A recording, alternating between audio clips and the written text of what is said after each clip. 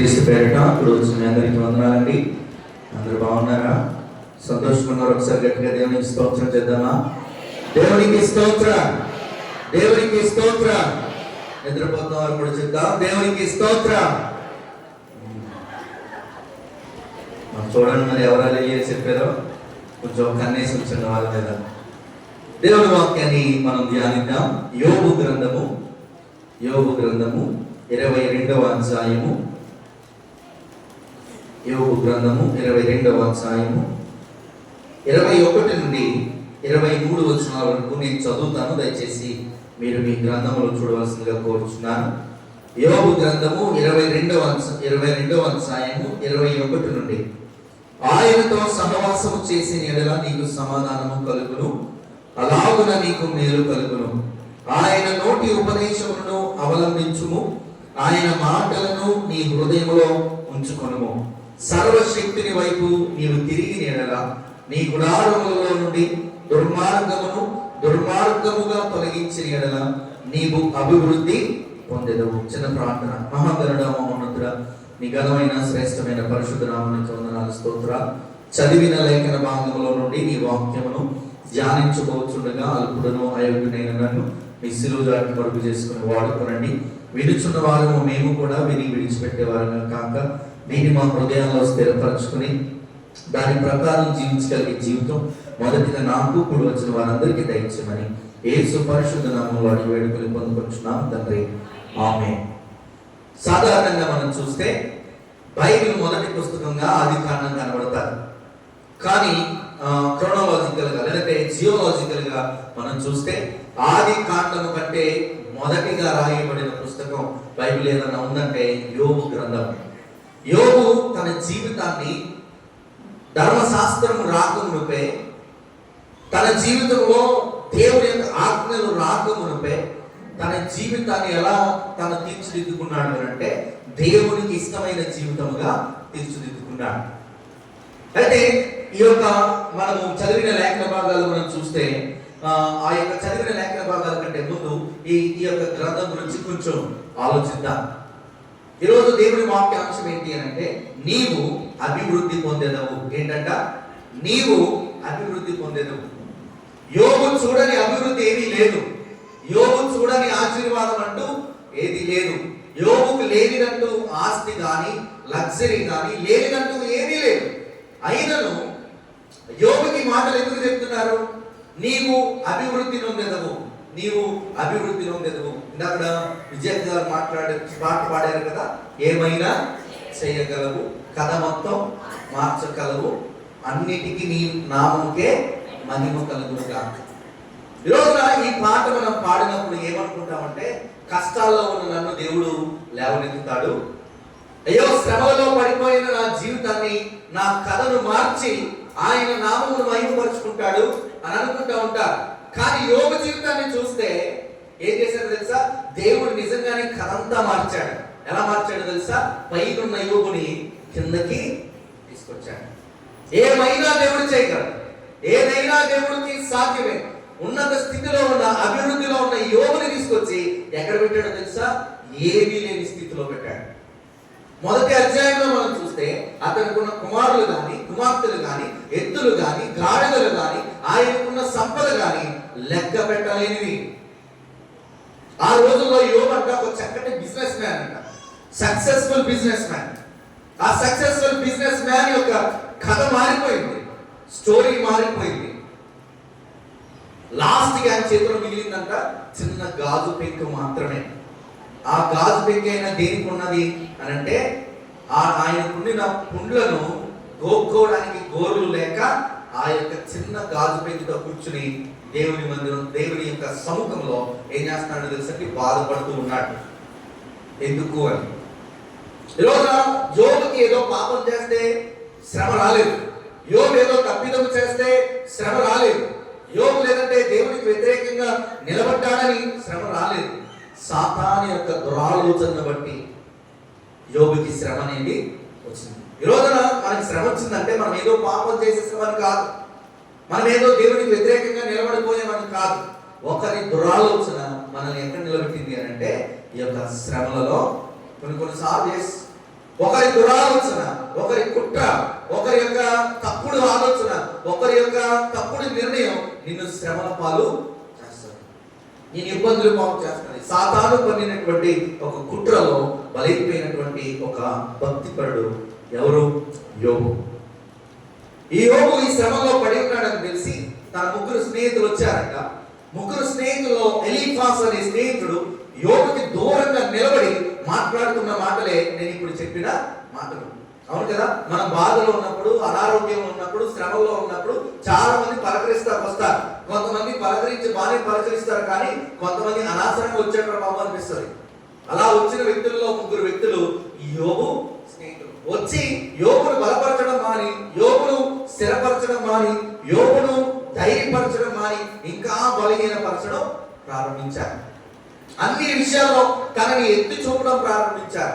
అవును, మన శ్రమలో ఉన్నప్పుడు, బాధల్లో ఉన్నప్పుడు చాలా మంది మన ఏడుపును చూసి వాళ్ళు సంతోషించడానికి వస్తారు.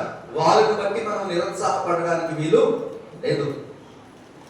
ఈ స్నేహితుల్లో ఎలీఫాస్ కూడా వచ్చి అంటాడు, ఏమనంటే చూడండి 21వ వచనంలో, ఆయనతో సహవాసము చేసిన ఎడల నీకు సమాధానము కలుగును, అలాగున నీకు నేను నీవు అభివృద్ధి పొందాలంటే, యోబు నీవు అభివృద్ధి చెందాలంటే, మరలా నువ్వు స్థిరపడాలి అని అంటే, మరలా నువ్వు నిలబడాలి అని అంటే నువ్వేం చేయాలి అనంటే ఆయనతో సహవాసము చేసిన ఎడల. ఈరోజు మన జీవితాల్లో వచ్చిన శ్రమలలో, ఇబ్బందులలో, మనకున్న నష్టాల్లో మనం మరలా అభివృద్ధి పొందాలి అని అంటే మనం ఏం చేయాలి తెలుసా? ఆయనతో సహవాసము కలిగిన వారంగా. నేటి దినాల్లో క్రైస్తవులు దేవునితో సహవాసం కోల్పోయారు. కొన్ని అనవసరమైన సహవాసాలంట, అనవసరమైన సహవాసాలు మన జీవితాల్లో ఉన్న సమాధానాన్ని పాడు చేస్తాయి. ఎప్పుడైతే దేవునితో సహవాసం కోల్పోతామో ఆటోమేటిక్ గా మన జీవితంలో ఏం కోల్పోతామంటే తెలుసండి? సమాధానాన్ని కోల్పోతాం. కుటుంబంలో సమాధానం కోల్పోతాం, మనం చేస్తున్న వ్యాపారంలో సమాధానాన్ని కోల్పోతాం, మన చుట్టుపక్కల ఉన్న స్నేహితులలో సమాధానం కోల్పోతాం. ఎప్పుడు కోల్పోతావు సమాధానాన్ని అంటే ఎప్పుడైతే నువ్వు క్రీస్తుతో సహవాసాన్ని కోల్పోతావు. ఒకసారి నువ్వు ప్రశ్నించుకో, నీ సహవాసం ఎంతవరకు క్రీస్తుతో ఉంది? ఉదయాన్నే లేచిన వెంటనే నీ సహవాసం ఎవరితో ఉంది? నీ రోజు ముగించే ముగింపులో నీ సహవాసం ఎవరితో ఉంది? ప్రార్థనతో నీ రోజు ప్రారంభమవుతుందా? ప్రార్థనతో నీ రోజు ముగింపు అవుతుందా? రోజున సహవాసం కోల్పోయి కుటుంబాల్లో సమాధానం లేక చాలా మంది బాధపడతా ఉంటున్నారు. క్రీస్తు యొక్క సమాధానం, క్రీస్తు యొక్క సహవాసం లేక, క్రీస్తుతో వాడుకున్నటువంటి సత్సంబంధాన్ని పోగొట్టుకుని వారి బిజీ లైఫ్ లో బిజీ అయిపోయి, మాకు బోలని వ్యాపారాలు ఉన్నాయి, మాకు బోలని పనులు ఉన్నాయి, మాకు అవున్నాయి ఇవున్నాయి అని చెప్పి పనిచ్చిన దేవుని విడిచిపెట్టిన చాలా మంది క్రైస్తవులు ఉన్నారు. చాలా మంది భక్తి పరులు ఉన్నారు. క్రీస్తును విడిచి క్రీస్తు ఇచ్చిన వాటన్నిటిని అనుభవిస్తూ క్రీస్తునే విడిచినటువంటి చాలా మంది క్రైస్తవులు ఉన్నారు. ఈరోజు వారితో నేను మాట్లాడుతున్నాను. నీ సహవాసం ఎవరితో ఉంది? నీ సహవాసం కనుక క్రీస్తుతో ఉంటే నీకు సమాధానం కలుగునుగా అంటున్నాడు ఎలీఫాస్. యోబు నీకు మరలా అభివృద్ధి చెందాలి అని అంటే, నువ్వు మరలా ఉన్నత స్థితిలోకి రావాలి అని అంటే నీ సహవాసము క్రీస్తుతో ఇంకొంచెం రెట్టింపు చేయి. నీ భక్తిని ఇంకొంచెం రెట్టింపు చేయి. ఇంతవరకు దేవునికి వ్యతిరేకంగా తిరిగావు, ఇంతవరకు దేవునికి కొంచెం దూరంగా ఉన్నావు. ఎప్పుడైతే దేవునికి దూరం అవుతావో ఆటోమేటిక్ గా సాతానికి దగ్గర అవుతావు. సాతానికి దగ్గర అయినప్పుడు సాతానుగా నీ జీవితంతో ఆడుకుంటాడు, నీ జీవితాన్ని పాడు చేస్తాడు, నీ జీవితాన్ని దేవునికి దూరంగా చేస్తాడు. దేవునికి దూరంగా చేసిన మన జీవితాల్లో ఏం పోతుంది అని అంటే సమాధానం. అందుకే చర్చిలో మనం కూర్చోలేకపోతున్నాం, అందుకే మనస్ఫూర్తిగా పాట పాడలేకపోతున్నాం, అందుకే మనస్ఫూర్తిగా దేవుని మందిరానికి రాలేకపోతున్నాం. ఎందుకంటే నీ హృదయం గలిబిలైపోయింది. లోకంతో, స్నేహాలతో, దేవునికి దేవునితో సత్సంబంధం లేని నీ యొక్క వ్యక్తిత్వంతో, లోకంతో కలిసిపోయినటువంటి క్రైస్తవులు మనం అయిపోయి ఏమైపోయామంటే సమాధానం లేని వారముగా అయిపోయాం. నీ హృదయం గలిబిలి. దేవుని మందిరంలో ఉన్నా సరే ఏవేమో ఆలోచనలు, ఏవేమో టెన్షన్స్ ఈరోజు మన హృదయాలు ఎందుకు ఉంటున్నాయి అని అంటే ఈరోజు నా దేవునితో సహవాసమును కోల్పోయాం. క్రొత్త నిబంధనలో మనం చూస్తే చూడండి, అపోస్తుల కార్యములు 5వ అధ్యాయము 33వ వచనం నుండి మనం చూసినట్లయితే,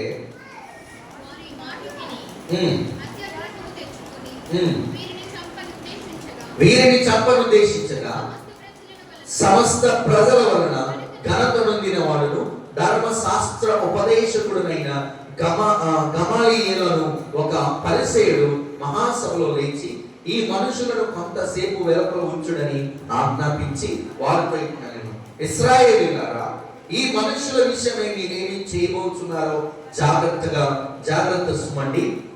ఈ దినములకు మునుపు చూదా లేచి తాను ఒక గొప్ప వాడిని చెప్పుకొనెను. ఇంచుమించు 100 మందిని మనుషులను వారితో కలుసుకొని వాడు చంపబడెను. వారికి లోబడిన వారందరూ చెదిరి వ్యర్థులైరి. క్రీస్తుతో సహవాసం అంటే ఏంటో నేను చెప్తున్నాను. ఇక్కడ ఏమైంది అపోస్తుల కార్యములలో, మనం ఈ 5వ అధ్యాయానికి వచ్చేసరికి అపోస్తుల కార్యములలో మనం చూస్తాం, సగమేమో పేతురు యొక్క కార్యాలు చూస్తాం, సగమేమో పౌలు గారి యొక్క కార్యాలను మనం చూస్తాం.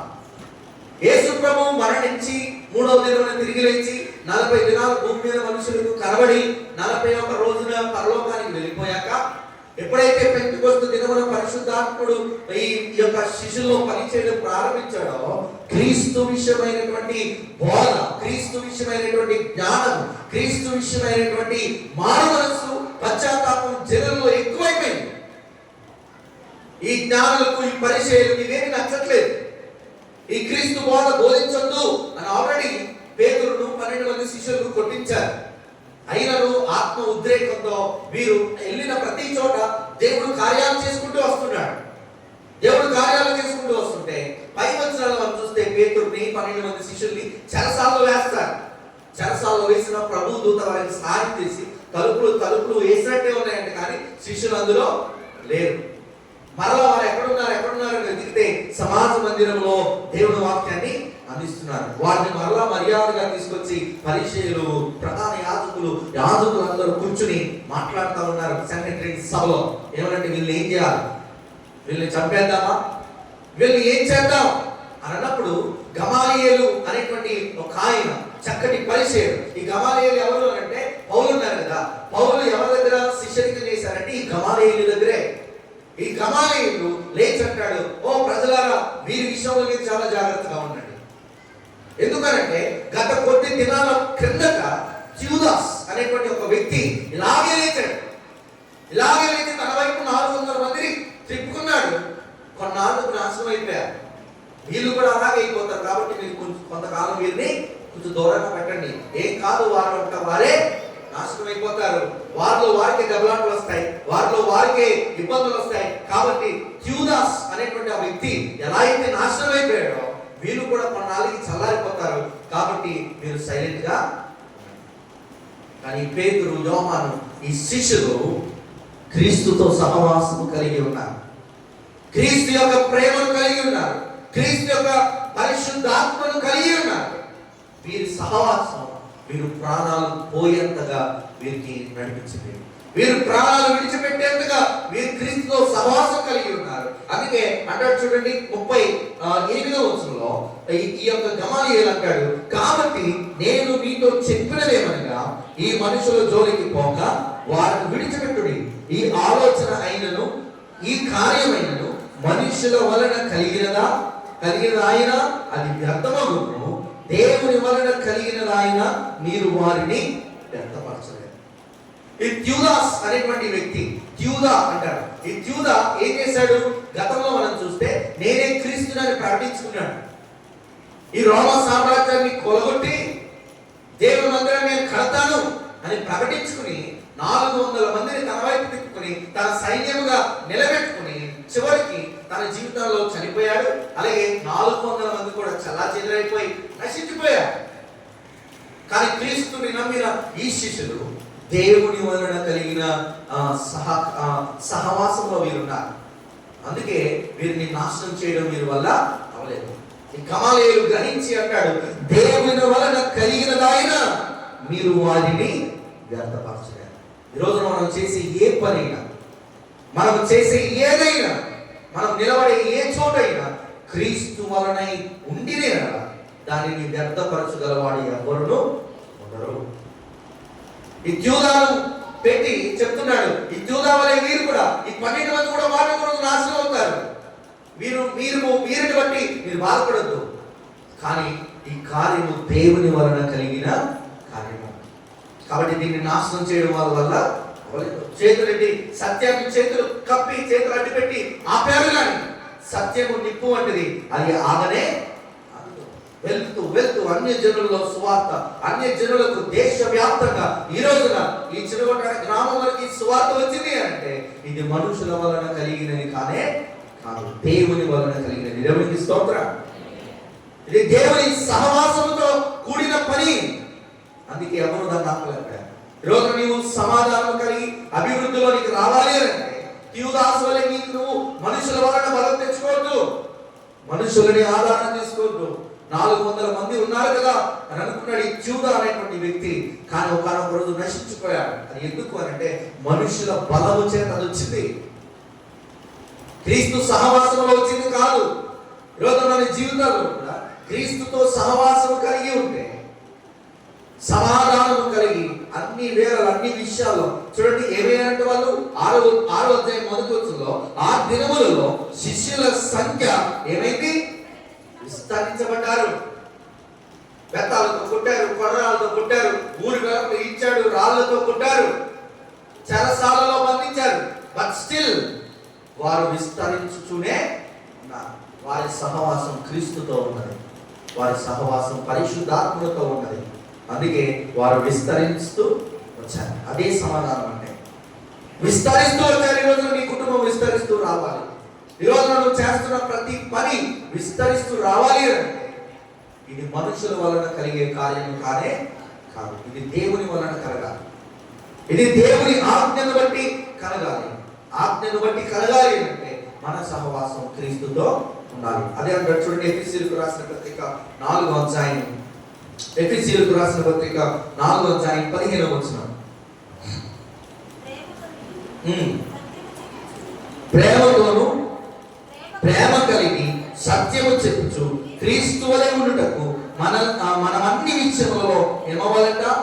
ప్రేమ కలిగి సత్యము చెప్పుచు క్రీస్తు వలె ఉండుటకు మనం అన్ని విషయములలో ప్రేమ కలిగి సత్యము చెప్పేవారుగా, అన్ని విషయములలో క్రీస్తు ఎందుకు సహవాసము కలిగిన వారుగా మనం ఉంటే అప్పుడే అన్ని విషయాల్లో ఎదుగుతాం. అభివృద్ధి మన జీవితాల్లోకి రావాలి అని అంటే మన సహవాసం క్రీస్తుతో ఉండాలి, దేవుని మందిరంలో ఉండాలి, దేవునితో ఉండాలి, దేవుని సహవాసం మనతో ఉండాలి, మన సహవాసం దేవునితో ఉండాలి. యోబుకి ఎలీఫాజ్ అనే తన స్నేహితుడు చెప్తున్నాడు, నీ సహవాసము క్రీస్తుతో ఉండాలి. ఈరోజు నీ సహవాసం ఎవరితో ఉంటుంది? మన అభివృద్ధిలోనికి రావాలి అంటే మన సహవాసం దేవునితో ఉండాలి. ఆ సహవాసం గొప్ప సమాధానాన్ని ఇస్తాడు. ఈ అపోస్తలులకు క్రీస్తు ఉన్న సహవాసం, రాళ్ళ దెబ్బలు తిన్నా, ఏమి తిన్నా అవన్నీ ఆనందకరంగా ఉన్నాయి, కానీ అవి అవమానకరంగా వారికి లేనే లేవు. అవమానించిన ప్రతి వారు వచ్చి పేతురు దగ్గర తల ఉంచే వారిగా దేవుడు వారిని నిలబెట్టాడు.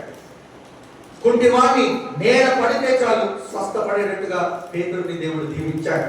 ఒకప్పుడు అయ్యో యేసుప్రభు నాకు తెలియదు అని 3 సార్లు అబద్ధం చెప్పిన ఈ పేతురు ధైర్యముగా క్రీస్తును ప్రకటించాడు. ధైర్యముగా అనేక సంఘాలను కట్టాడు. అనేక మందికి పేతురంట 12 మంది శిష్యులకు పెద్దగా అయ్యాడు. ఎంత? 12 మంది శిష్యులకు పెద్ద. సంఘంలో ఏ దెబ్బలాట వచ్చినా, సంఘంలో ఏ ప్రశ్న వచ్చినా డైరెక్ట్ వచ్చి ఎవరిని అడిగేవారు తెలుసా? పేతురుని అడిగేవారు. ఈ పేతురు ఎవరో తెలుసా? చేపలు పట్టుకునేటువంటి ఒక జాలరి, చదువు రానిటువంటి ఒక జాలరి. ఆ జాలరిని దేవుడు చదువు చెప్పే వాక్యవాడిగా దేవుడు అతనిని మార్చాడు. ఎందుకంటే ఓన్లీ వన్ థింగ్, క్రీస్తుతో సహవాసము కలిగిన జీవితం. ఈరోజు మన జీవితంలో కూడా క్రీస్తుకు వెలుపట జీవిస్తా ఉంటున్నాను. క్రీస్తు నాకు వద్దు అని జీవిస్తా ఉంటున్నాను. ఆదివారం ప్రార్థన నాకు వద్దు, ఆదివారం ఆరాధన నాకు వద్దు, నాకు ఖాళీ లేదు. ఈరోజు సహవాసము కోల్పోయిన క్రైస్తవులుగా మనం ఉన్నాం. అందుకే మన కుటుంబాల్లో, మన జీవితాల్లో సమాధానాన్ని అనేది కోల్పోయాం. దాంట్లో ఏ డౌట్ లేదు. ఈరోజు సహవాసం తగ్గితే ఎప్పుడైతే క్రీస్తుతో సహవాసం తగ్గితే మన జీవితంలో సమాధానం అనేది తగ్గిపోతుంది.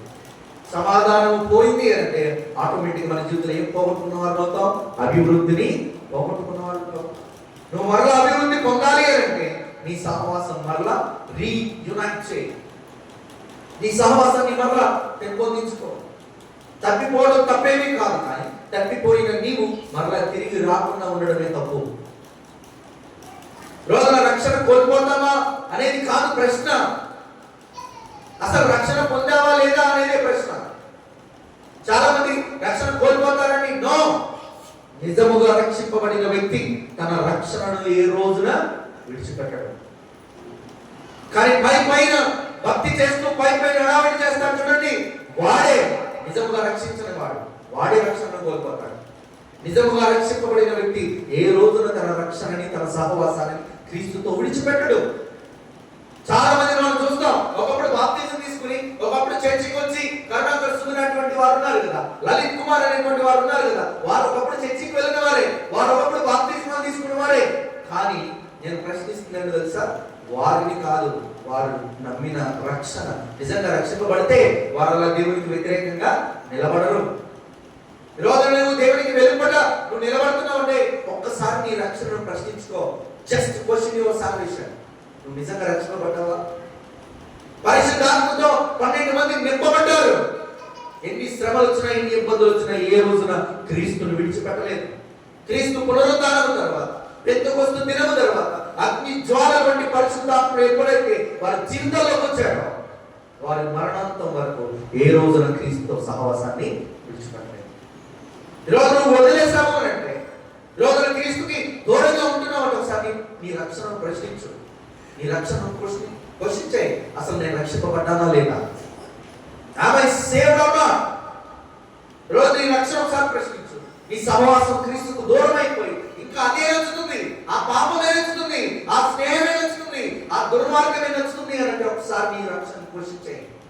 నువ్వు తీసుకున్న బాప్తిస్మం నిజమైన బాప్తిస్మమేనా?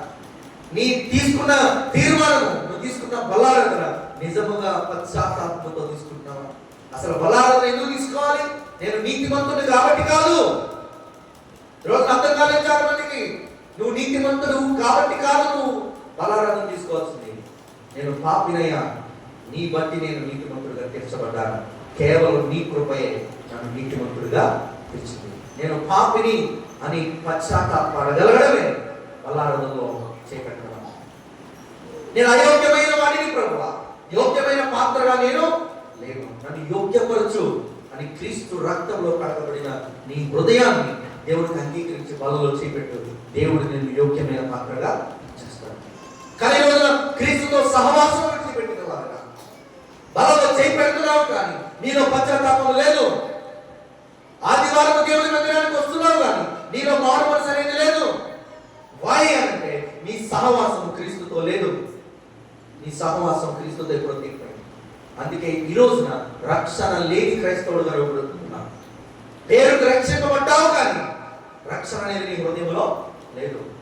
ఒకవేళ నిజంగా రక్షణ నీ హృదయంలో ఉంటే థియోదాస్ అనేటువంటి నశించిపోయినట్టుగా మనం నశించుకోం. ఈ థియోదాస్ అనేటువంటి వ్యక్తి క్రీస్తుని కాక మనుషులను బలంగా చేసుకున్నాడు. అందుకే ఒక రోజు నశించిపోయాడు. కానీ 12 మంది శిష్యులు మనుషులను ఆధారం చేసుకోలేదు, కానీ క్రీస్తుని ఆధారం చేసుకుని దేవుడి పరిచర్య చేశారు. 2025 సంవత్సరాలు అయినప్పటికీ ఈ రోజుకి క్రీస్తు మాట మన నోట వినబడుతుంది అంటే ఆ రోజు వారికి కలిగి ఉన్న సహవాసం, ఆ రోజు వారికి కలిగి ఉన్న తీర్మానం ఈ రోజు మనల్ని నడిపిస్తా ఉంటాడు. రెండవదిగా మనం చూస్తే మన అభివృద్ధి పొందాలి అంటే మొదటిగా క్రీస్తుతో సహవాసం కలిగిన వారంగా ఉండాలి. రెండవదిగా చూడండి 22వ వచనం, ఆయన నోటి ఉపదేశమును అవలంబించును, ఆయన మాటలను నీ హృదయంలో ఉంచుకొను. ఆయన నోటి ఉపదేశములను అవలంబించును. ఆయన మాటలు ఎక్కడ ఉంచుకోవాలంట? ఎక్కడ ఉంచుకోవాలి చెప్పాలి. ఆయన మాటలు ఎక్కడ ఉంచుకోవాలి? ఎందుకు హృదయంలోనే? ఎందుకు ఓన్లీ హృదయంలోనే ఉంచుకోవాలి? ఎందుకు కంట్లో ఉంచుకోకూడదు? ఎందుకు ముక్కులో ఉంచుకోకూడదు? ఎందుకు చెవులో ఉంచుకోకూడదు? ఎందుకు నోటి మీద ఉంచుకోకూడదు? ఎందుకు చేతుల మీద ఉంచుకోకూడదు అంటే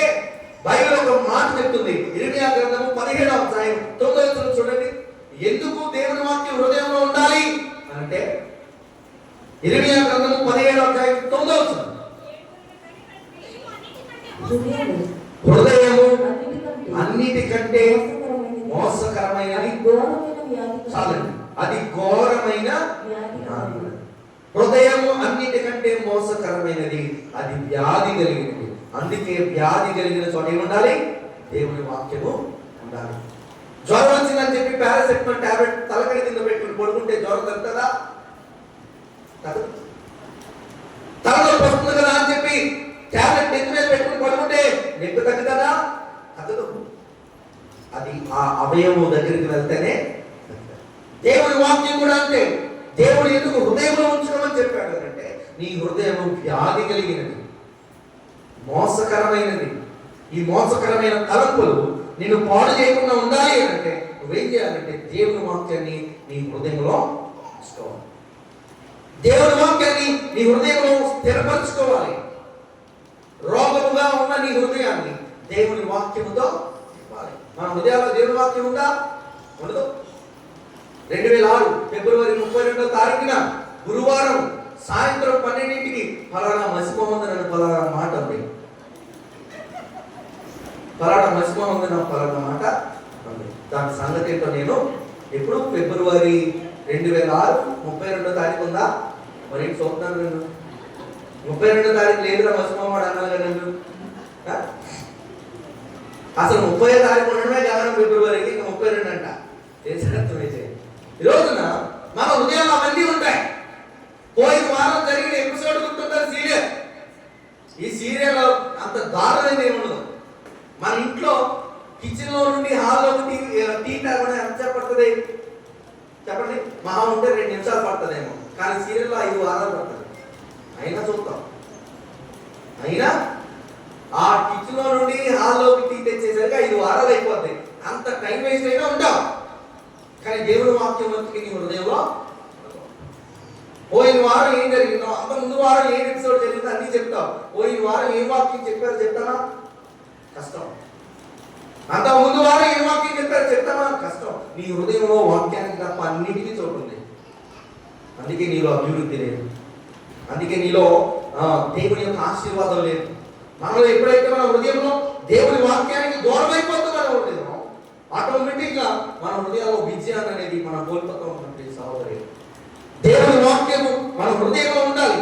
దేవుని వాక్యము నీ వాక్కుని మార్చకపోతే, దేవుని వాక్యం అంటే నీ వాక్కుని మార్చకపోతే, దేవుని వాక్యం నీ వాక్కుని మార్చకపోతే, దేవుని వాక్యం నీ చూపుని మార్చకపోతే, దేవుని వాక్యం నీ నడకను మార్చకపోతే, నీ వ్యక్తిత్వాన్ని మార్చకపోతే, నువ్వు ఎన్నిసార్లు బైబిల్ చదివినా వేస్తే, నువ్వు ఎన్ని చోట్ల వాక్యాలు విన్నా వేస్తే, ఎక్కడ వాక్యం విన్నా యేసు ప్రభు బోధ చెప్పినా నీకు వేస్తే.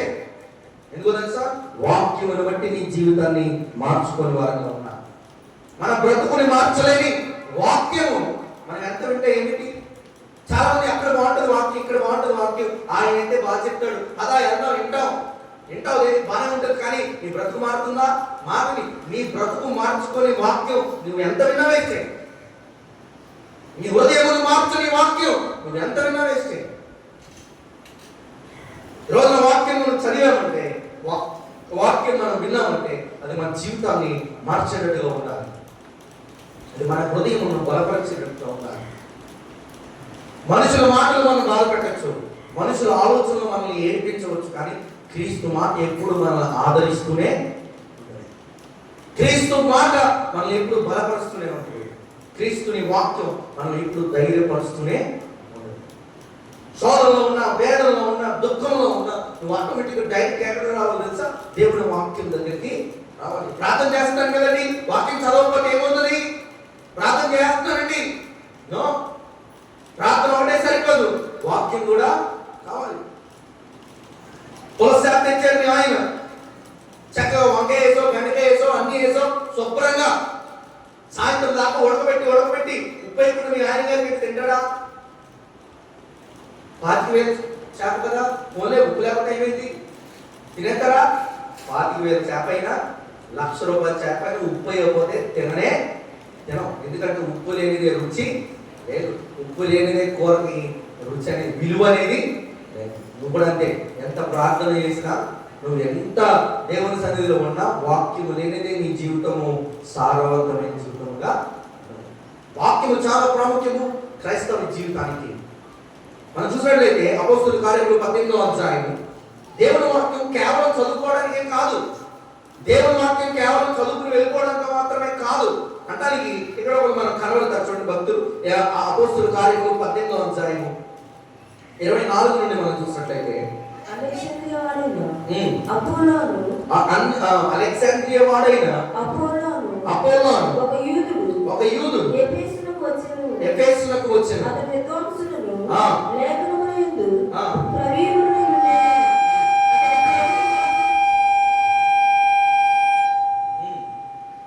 యేసును గురించిన సంగతులు వివరముగా అతడు ప్రభు మార్గముల విషయమై ఉపదేశము పొంది తన ఆత్మ యందు తీవ్రపడి యోహాను బాప్తిస్మము మాత్రమే తెలుసుకొనిన వాడై యేసును గురించిన సంగతులు వివరముగా చెప్పి బోధించుచు సమాజ మందిరములో ధైర్యముగా మాట్లాడుతున్నారు. చాలు. ఇక్కడ అపోలో, ఈజిప్ట్ లో అలెగ్జాండ్రియా అనే ప్రాంతానికి చెందిన ఒక అపోలో క్రీస్తు వాక్యాన్ని తెలుసుకుని, అంటే క్రీస్తు వాక్యాన్ని ఎక్కడ వరకు తెలుసుకున్నాడంటే కేవలం యోహాను ఇచ్చిన బాప్తిస్మం వరకే తెలుసుకున్నాడు.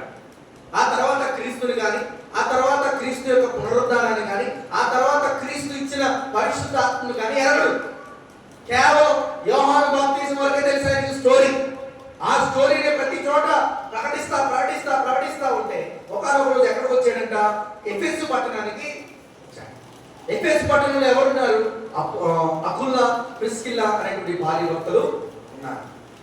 ఈయన భలే ఆగ్రహముగా చాలా ఉజ్జీవముగా దేవుని మాటలు అందిస్తున్నాడే. ఒకసారి విన్నాం అని అకుల్లా ప్రిస్కిల్లా కూర్చుని విన్నప్పుడు అపోలో బోధలో కొంచెం తప్పులు అనేవి కనబడ్డాయి. అపోలో బోధలో ఉన్న తప్పులు ఏంటో గ్రహించారు. అపోలో బోధలో ఉన్న బలహీనతలు ఏంటో గ్రహించారు. అపోలో బోధలో ఉన్నటువంటి యొక్క లోటేంటో వారు గ్రహించారు. ఈరోజు వాక్యం అంటే కేవలం చదువుకుంటూ వెళ్ళిపోవడం కాదు. ఏది నిజమైన బోధో, ఏది అబద్ధమైన బోధో నువ్వు గ్రహించాలి. ఎక్కడ పడితే అక్కడ వాక్యం వింటున్నావు, ఎక్కడ పడితే అక్కడ వాక్యం వినబడుతుంది. ఈ రోజున ప్రతి చోట యూట్యూబ్, ఫేస్బుక్, ఇన్స్టాగ్రామ్, టెలిగ్రామ్, ప్రతి చోట వాక్యం వినబడుతుంది. కానీ క్రైస్తవ భక్తులైన మనము ఏది నిజమైన బోధ, ఏది అబద్ధమైన బోధ గ్రహించేటువంటి వారుగా ఉండాలి. అదే వాక్యం మన హృదయంలో ఉండడం అంటే. ఈరోజు ఈ హృదయంలో వాక్యం లేకే తప్పుడు బోధల్లో పడిపోతున్న క్రైస్తవులు అనేక మంది ఉన్నారు. కానీ అకుల్లా, ప్రిస్కిల్లా దేవుని వాక్యాన్ని ఎరిగిన వారైంది. అపోలోని ఇంటికి తీసుకొచ్చి, అపోలో నువ్వు చెప్తున్న బోధ బాగుంది, కానీ ఇది కూడా జరిగింది, ఈ విషయాలు ఉన్నాయి, క్రీస్తు విషయమైన ఈ విషయాలు కూడా ఉన్నాయి అని అపోలోకు బోధించాడు. ఎవరు? Aquila, Priscilla. ఇదే దేవుని వాక్యం హృదయంలో ఉండడం అంటే. తప్పుడు బోధను గ్రహించాలి, తప్పుడు బోధ బోధించే వారిని గర్తించాలి, తప్పుడు బోధలో నడుస్తున్న వారిని త్రిప్పగలిగేటువంటి జ్ఞానం నీకు ఉండాలి. ఈరోజు ఉందా నీకు? యేసు ప్రభు దేవుడు అని ప్రూవ్ చేయగలుగుతున్న బైబిల్లో చేయలేకపోతున్నాం. తండ్రి, కుమార, పరిశుద్ధాత్ముడు ఒక్కడా, ముగ్గురా? సమాధానం చెప్పలేని క్రైస్తవులుగా నేను ఇవన్నీ మీకు చాలా క్లియర్ గా చెప్పాను. గుర్తుందా? ఉందండి? అర్థమైపోయిందా? త్రిత్వం గురించి చెప్పాను కదా, గుర్తుందా? తండ్రి, కుమార, పరిశుద్ధాత్ముడు ఒకలే. ఈ జ్ఞానం అంతటిని అపోలో, ప్రిస్కిల్లా వారు హృదయాల్లో ఉంచుకున్నారు. ఎప్పుడైతే అపోలోకి బోధించారో చూడండి 28వ వచనంలో, యేసు క్రీస్తు అనే లేఖనముల ద్వారా అతడు దృష్టాంత పరిచి యూదుల వాదములు బహిరంగముగాను గట్టిగాను ఖండించుచు వచ్చాడు అపోలో అప్పటి నుండి. అందుకే కొరింథీ పత్రికలో అంటాడు పౌలు, అపోలో నీరు పోసాడు, నారు కట్టాడు, నాతో పాటు సహకారిగా ఉన్నాడు. కేవలము అకుల్లా, ప్రిస్కిల్లాను బట్టే తప్పుడు బోధను బోధించుకుంటూ వెళ్ళిపోతున్న ఈ వ్యక్తిని స్ట్రైక్ చేసి అడ్డగించి నిజమైన బోధేదో వాళ్ళు తెలియజేస్తారు. నీ హృదయంలో దేవుని వాక్యం ఉండడం అంటే ఇదే. తప్పుడు బోధలు ఏవో గ్రహించలేకపోతున్నారు. వేటి పడితే వాటి వైపు తిరుగుతూ ఉండి ఉన్నారు, వేటిని పడితే వాటిని నమ్ముతూ ఉండి ఉన్నారు. No, don't believe silly things. రోజు కొంతమంది దైవజనులు నిలబడి స్టేజ్ మీద మీరు అది తినేయండి, ఇది తినేయండి, ఏం కాదు, అది పెట్టేసుకోండి, ఇది పెట్టేసుకోండి, ఏం కాదు అని దైవజనులే చెప్తున్నప్పుడు నువ్వు గ్రహించాలి ఇది సరైన బోధ కాదని. పాస్టర్ అయితే ఏంటి, ఆయనకి బోలంత ఫాలోవర్స్ ఉంటే ఏంటి? If he preached wrong, you should know that is wrong. ఆయన తప్పుడు బోధిస్తున్నాడు అని కనుక నీకు తెలిస్తే అది నువ్వు తప్పుగా ఎంచుకొని నీ భక్తిని సరిదిద్దుకోవాలి. అదే దేవుని వాక్యం హృదయంలో ఉండడం అంటే. ఈ వాక్యం నీ హృదయంలో ఉందా? ఈరోజు నీకు నేను చెప్తున్న బోధైనా, ఎవరు చెప్తున్న బోధైనా అది వాక్యానుసారమో లేదో గ్రహించగలిగే జ్ఞానం క్రైస్తవులైన మనకి ఉండాలి. అప్పుల్లో ప్రిస్కిల్లా వెంటనే పసిగట్టారు. అప్పుల్లోని మార్చారు, క్రీస్తు వైపు తిప్పారు. ఆ అప్పులో ఇంకా ఘనమైన పరిచయం చేయడం ప్రారంభించారు. ఈరోజు మీరు ఎన్నో దినాలుగా వాక్యాన్ని వింటున్నారు, ఎన్నో దినాలుగా జ్ఞానాన్ని పెంపొందించుకున్నారు. తాతగారి కాలం నుండి, రాజరత్నం తాతయ్య గారు నుండి వాక్యాలు వింటూనే నిజంగా కొట్టాళ్ళు వాక్యం చెప్పాలంటే నాకు ఎంత టెన్షన్. వాక్యం ఇక్కడ పాస్ అవుతారు, ఇంకెక్కడైనా చెప్తారు, ఇక్కడ ఫెయిల్ అయితే ఇంకెక్కడైనా చెప్పరు. ఎందుకు అనంటే మీరు చాలా బైబిల్ జ్ఞానాన్ని ఎరిగిన వారు. మీకు బోధించాలి అంటే నేను చాలా స్టడీ చేస్తేనే కానీ నేను మీకు నిలబడి వాక్యాన్ని ఏదో పైపై 4 మాటలు రాత్రి చూసుకుని వచ్చేస్తే అని అవ్వదు. ఇక్కడ రోజున తప్పుడు బోధ ఊరికనే ఈ రోజున చాలా మంది దైవజనులు రాత్రి చూసుకుని పక్కన బోధించేసే వారు ఉన్నారు. వాటిని మీరు గ్రహించాలి. ఆ జ్ఞానం మీకు ఉండాలంటే దేవుని వాక్యం మీ హృదయాల్లో ఉండాలి. దేవుని వాక్యం మన హృదయాలకు వెలుగునిస్తుంది. మన కంటికి, మన పంటికి, మన ముఖానికి వెలుగునిస్తుంది. మోసే పదార్థాలు పట్టుకొస్తున్నప్పుడంట ఆ పదార్థాల కంటే తన ముఖం ఏమైందంట? ప్రకాశింపబడింది. తన హృదయము దేవుని వాక్యముతో నింపబడింది. అందుకే తన ముఖము ప్రకాశింపబడింది. ఈ రోజున మన జీవితాలు ప్రకాశింపబడాలి అంటే దేవుని గురించిన జ్ఞానము ఎక్కడ ఉండాలి? మన హృదయంలో ఉండాలి. ఎందుకు హృదయంలో ఉండాలంటే ఈ హృదయమే వ్యాధి కలిగినది, ఈ హృదయమే రోగము కలిగినది. ఈ వ్యాధి, ఈ రోగము మనకు పోవాలి అంటే మన హృదయంలో దేవుని వాక్యం ఉండాలి. దేవుని వాక్యం అంటే కేవలం చదువుకుని వెళ్ళిపోయేది కాదు. అప్పుల్లో ప్రిస్కిల్లా లాగా ఏది సరైన బోధో, ఏది తప్పుడు బోధో, ఏది నిజమైన బోధో, ఏది వాక్యానుసారమైన బోధో మీరు గ్రహించే క్రైస్తవులుగా మీరు ఉండాలి. అదే దేవుని వాక్యం హృదయంలో ఉండడం అంటే. చివరిగా మనం చూస్తే ఏమంటారు చూడండి, అదే యోబు గ్రంథము 22వ అధ్యాయము 23వ వచనం. సర్వశక్తుని వైపు నీవు ఏమవ్వాలి? తిరిగి నీడల. సర్వశక్తుని వైపు నువ్వేం చేయాలి? తిరగాలి. రోజున దేవుని వైపు తిరగకే నువ్వు ఇన్ని తిప్పులు పడుతున్నావు. సర్వశక్తుని వైపు తిరగకే మన జీవితంలో ఇన్ని శ్రమలు. సర్వశక్తుని వైపు తిరగాం. మరలా తిరిగి ఒకసారి చూడు. దేవుని వైపు కాకుండా లోకం వైపు ఒకసారి తిరిగిపోయావేమో యోబు. అందుకే నీ అభివృద్ధి పోయిందేమో. ఒకసారి మరలా తిరిగి చూడు. సర్వశక్తుని వైపు చూడు. ఎందుకు పదే మాట చెప్తున్నాను తెలుసా? యావత్ దేశంలో, యావత్ ప్రపంచంలో జరుగుతున్న సన్నివేశాలు చూస్తే చాలా భయంకరంగా ఉన్నాయి. కొన్ని న్యూస్ పట్టుకొచ్చాను మీ దగ్గరికి. కొన్ని న్యూస్ మీకు చదవడానికి, మీకు తెలియజేయడానికి పట్టుకొచ్చాను. ఎందుకు మనం దేవుని వైపు తిరగాలి అని అంటే నేను చెప్తున్నాను చూడండి. కొన్ని న్యూస్ నా యొక్క చూసినట్లయితే ఈ రష్యా అంట యూరోప్ మీద యుద్ధం చేయడానికి ప్రారంభించింది. ఆల్రెడీ రష్యా దేని మీద యుద్ధం చేస్తుంది? ఉక్రెయిన్ మీద గత 3 సంవత్సరాలుగా కంటిన్యూగా యుద్ధం చేస్తానే ఉంది. ఇప్పుడు ఈ రష్యా ఏం చేయడం ప్రారంభించింది? ఈ యూరోప్ మీద యుద్ధం చేయడం ప్రారంభించింది. యూరోప్ దేశం చాలా పెద్దది. యూరోప్ దేశాలన్నీ చాలా పెద్దవి. ఈ యూరోప్ దేశం మరలా తిరగబడింది అనుకోండి, రష్యా వైపు ఏమొస్తాయంట? నార్త్ కొరియా వస్తుందంట, ఇరాన్ వస్తుందంట, చైనా వస్తుంది. ఇప్పుడు వీళ్ళిద్దరు దెబ్బలాడుకుని బాగానే ఉంటారు. దెబ్బలాడుకుని రష్యాకి కొన్ని దేశాలు, లేదంటే ఈ యొక్క యూరోప్కి కొన్ని దేశాలు సపోర్ట్ చేస్తాయి. వీళ్ళిద్దరు కొట్టుకుని ఎవరైనా పడతారు కదా లాస్ట్కి. వాళ్ళు కొట్టుకుంటే మాకేంటని అనుకుంటున్నారా? వీళ్ళందరూ దెబ్బలాడుకుని లాస్ట్లో దేని మీద పడతారంటే ఇండియా మీద పడతారు. ఇండియా నువ్వు ఎవరికి సపోర్ట్ చేస్తావు? మాకు చేస్తావా, వాళ్ళకి చేస్తావా?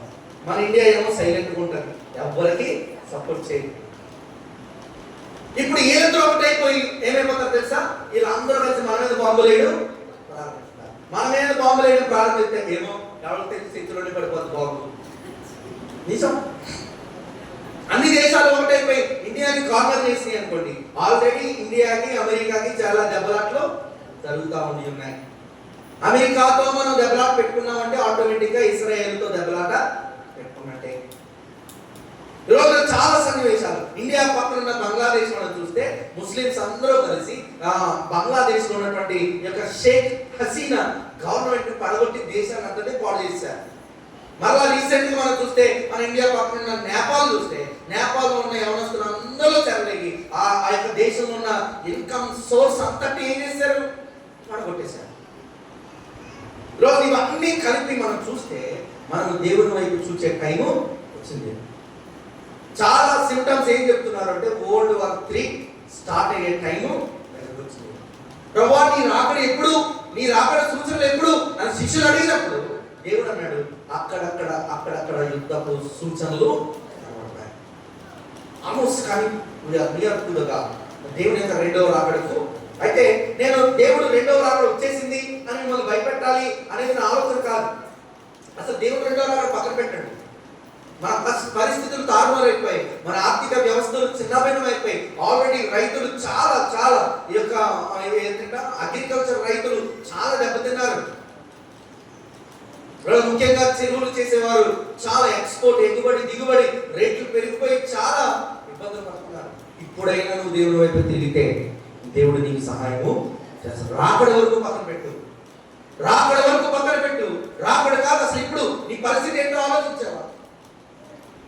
యోగు పరిస్థితిని చూస్తే భార్య వదిలేసింది, భర్త పిల్లలు వదిలేశారు, పిల్లలు చనిపోయారు, పనివారు వదిలేశారు, అందరూ వదిలేశారు. ఎలీఫజు పరిస్థితులన్నీ చూసి అంటాడు, ఓ యోగు ఇప్పుడైనా నువ్వు దేవుని వైపు తిరిగి చూడు. నీ పరిస్థితిని బట్టి ఒకసారి దేవుని వైపు చూడు. నీ గుడారములో ఉన్న ఏంటంటే నీ గుడారములో నుండి దుర్మార్గముగా తొలగించిన దూరముగా తొలగించిన దుర్మార్గమును దూరముగా తొలగించిన నీవు అభివృద్ధి పొందుతావు. నీ గుడారంలో దుర్మార్గం ఉందేమో ఒకసారి ఎంచుకో, ఒకసారి ఆలోచించు. అదే అంటే ఆమోసు గ్రంథం 5వ అధ్యాయం 24వ వచనం చూడండి. ఆమోసు గ్రంథం 5వ అధ్యాయం 24వ వచనం.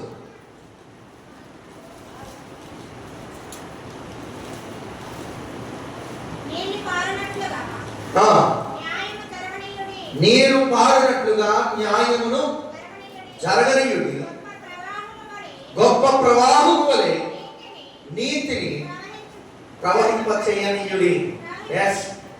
నీతిని మీ గృహాల్లో ప్రవహింపచేయండి, యథార్థతను మీ గృహాల్లో ప్రవహింపచేయండి. నీరు పారినట్లుగా మీ గృహాలు ఏముండాలి? నీతి ఉండాలి. దుర్మార్గమును మీరు తొలగించండి. కాంప్రమైజ్ అవ్వద్దు, దేవుని వైపు తిరగండి. లోకమంతా పరిస్థితులు తారుమారైపోయాయి. మన ఆంధ్ర రాష్ట్రంలో క్రైస్తవ్యం మీద వ్యతిరేకత చాలా ఎక్కువ ప్రారంభమైంది. ఉండే కొద్ది మనం ఇలా ఆరాధించుకోవడానికి ప్లేస్ మనకి ఎవరు, మైకులు పెట్టనివ్వరు, పాటలు పాడనివ్వరు, గృహ ఆరాధనలు పెట్టుకోనివ్వరు. అప్పుడు ఏం చేస్తావు? అప్పుడు ఎలా? కరోనా టైంలో అర్థమైంది, బాబు ఆదివారం ఆరాధన లేకపోతే ఏమైపోతుందా అని. ఈ రోజున దొరుకుతున్న రోజులన్నీ వదిలేసుకొని ఆ రోజున దొరకని రోజుల్లో చాలా బాధపడ్డాం. అయ్యో ఆదివారం ప్రార్థన పెడితే బాగుంటుంది, వరద వచ్చినప్పుడు, ఆకు వచ్చినప్పుడు, ఇవి వచ్చినప్పుడే నీకు గుర్తు వస్తాడు దేవుడు. ఈ రోజున సమృద్ధి ఉన్నప్పుడు దేవుడు గుర్తు రావట్లేదు, నాకు అర్థం కావట్లేదు. దేవుడికి క్రైస్తవుల్ని ఆశీర్వదించడమే అదొక శాపంగా మారిపోతుంది. ఈరోజు దేవునికి ఇచ్చిన సమృద్ధి, దేవునికి ఇచ్చిన ఆరోగ్యం, దేవునికి ఇచ్చిన బలం, వాటన్నిటిని బట్టి నువ్వు ఇంకా ఎక్కువగా దేవుని స్తుతించాలి, ఇంకా ఎక్కువగా దేవుని వైపు తిరగాలి, ఇంకా ఎక్కువగా దేవునితో ఉండాలి. కానీ అన్ని ఇచ్చినా ఉండవు, అన్ని పోయినా ఉండవు. ఏదైనా నీతో ప్రాబ్లం అయితే ఎలాగా? సర్వశక్తిని వైపు నువ్వు చూసి నీ గుడారంలో ఉన్న దుర్మార్గమును ఎంచోసారి. నీ గృహంలో ఏ తప్పిదములు జరుగుతున్నాయో, ఏవేవి లోపాలుగా కనబడుతున్నాయో, ఈ రోజున మనం నిజంగా ఇగో లేని వారము అని ఎప్పుడు మనల్ని మనం అప్రిషియేట్ చేసుకోగలము తెలుసా? ఎవరైనా వచ్చి అరే బాబు నీ జీవితంలో ఇది తప్పు ఉందిరా, నువ్వు ఇది సరి చేసుకుంటే బాగుపడతావురా అని చెప్పినప్పుడు నీ హృదయపూర్వకంగా తప్పుని యాక్సెప్ట్ చేసుకుని ఎప్పుడైతే సరి చేసుకోగలుగుతావో అప్పుడే నీలో ఇగో చచ్చిపోయింది. అప్పటి వరకు నీలో ఉన్న ఇగో చచ్చిపోలేదు. ఆడేంటి నాకు చెప్పేది, ఆడి జీవితాన్ని చూసుకోమని ఫస్ట్ అంటున్నావా? నీ జీవితంలో సరైన మానవనసు అనేది రాలేదు. ఎవరైనా నీ జీవితంలో ఉన్న లోపాలను ఎత్తి చూపి సరి చేసుకోరా బ్రదర్, అలాంటి అందరూ మన మీద పడిపోతారు అనుకోండి, కొంతమందిని మన జీవితాన్ని సరి చేసేవారు అంటూ ఉంటారు కొంతమంది. రోజున నేను వాక్యము చెప్పాక లేదంటే వాక్యము చెప్తున్నాను, బాగానే చెప్తున్నాను, నో, నేను చెప్పేశాక మేము కారులో వస్తున్నప్పుడు నాన్నగారు నాకు చెప్తారు, రే నువ్వు ఈ విషయంలో ఇక్కడ తప్పు చెప్తున్నావు, ఈ విషయంలో ఇలా చెప్తున్నావు, ఈ విషయంలో ఇలా ఉంటున్నావు, అలా ఉండొద్దు, ఇలా చెప్పు, ఈ విషయాలు ఇలా బోధించాలి, ఆ విషయాలు అలా చెప్పాలి, ఐ విల్ యాక్సెప్ట్. చాలా మంది అనుకుంటారు వీడికి పెళ్ళి 2 పిల్లలు, నేను ఇంకా వీడి నానంటే వీడికి చాలా భయం చేస్తాను, భయమే. ఎందుకో తెలుసా, ఈ రోజు నా తండ్రి ఉన్నప్పుడు నేను ఆయనకి ఎంత లోపడతానో రేపు పొద్దున దేవుడు నన్ను అంతగా చూపిస్తాను. ఈరోజు నీలో ఉన్న లోపాలను సరి చేసేటువంటి ఒక దైవజనుడు నీకు ఉన్నప్పుడు వాటిని నువ్వు సరి చేసుకోగలిగితే, వారు ఉన్నప్పుడు నువ్వు సరి చేసుకుంటే, వాడు లేనప్పుడు దేవుడు నీ జీవితాన్ని సరి చేయడం దేవుడికి స్తోత్రం. రోజు ఉన్న సమయాన్ని విడిచిపెడుతున్నావు, ఒకసారి దేవుని వైపు తిరిగి చూడు. సర్వశక్తుని సహాయము ఒకసారి అడుగు. నీ గుడారంలో ఉన్న దుర్మార్గం, గుడారం అంటే 2 వస్తాయి. ఒకటి నీ హృదయం, దేవుని ఆలయమై ఉన్న నీ గుడారం. రెండవది నీవు నివసిస్తున్న గుడారం. ఈ 2 గుడారాల్లో దుర్మార్గముగా ఉన్న దాన్ని దుర్మార్గము చేసి నువ్వు ఏం చేయాలి? దాన్ని తొలగించాలి. అప్పుడే నువ్వు అభివృద్ధి పొందుతావు. ఈ రెండింటిలో ఎక్కడైనా దుర్మార్గం జరుగుతుందా, తస్మాత్ జాగ్రత్త, నీకు అభివృద్ధి పొందడం అనేది అసాధ్యం.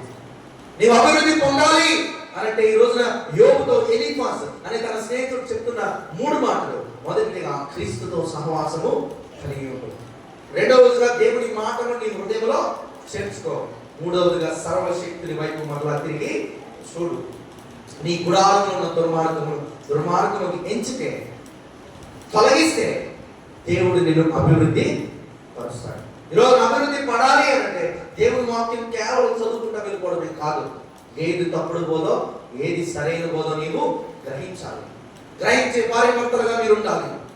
ఏది సరైన మార్గమో, ఏది మన కుటుంబానికి మంచో, ఏది మన కుటుంబానికి చెడో గ్రహించే వాళ్ళగా మీరు ఉండాలి. భార్య ఒక వైపు, భర్త ఒక వైపు ఉండడానికి వీలేదు. మీరిద్దరూ కలిసి ఒక వైపు నడవాలి. అదే దేవుడు మనకి ఇచ్చిన ఒక తీర్మానం. ఆ తీర్మానంలో కనుక మనం ఉంటే మన కుటుంబాలు ఎల్లకాలము అభివృద్ధి చెందుతాయి. లేదు దేవుడు వద్దు, ఏం వద్దు, ఆయనతో సహవాసం వద్దు అంటావా?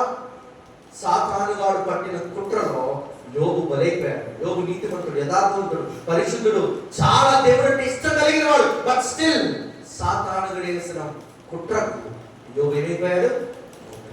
యోబు వంటి నీతిమంతుడే ఇన్ని శ్రమలు పడితే, కొద్ది భక్తి చేసే మనం ఏమైపోతాం? దయచేసి నా ప్రియ భక్తులారా, నా ప్రియ విశ్వాసులారా, నేను చెప్తున్నాను, క్రీస్తుతో సహవాసం కలిగి ఉన్నది. రాళ్ళ దెబ్బలైనా, కొరడ దెబ్బలైనా, ఏమైనా భరించగలిగే 12 మంది శిష్యుల వలె, రాళ్ళ వలె మనందరం తయారవుదుము గాక. అట్టి విశ్వాసం దేవుడు మనందరికీ ఇచ్చును గాక. ఆమె తలలో వచ్చినట్లయితే ప్రార్థన చేద్దాం. మహాగణుడ మహోన్నతుడానికి ఘనమైన శ్రేష్టమైన పరిశుద్ధ నామమునకే వందనాలు, స్తోత్రాలు. యోబు స్నేహితుడైన ఎలీఫాజు యోబుతో చెప్తున్న మాట, నీవు అభివృద్ధి పొందెదవు.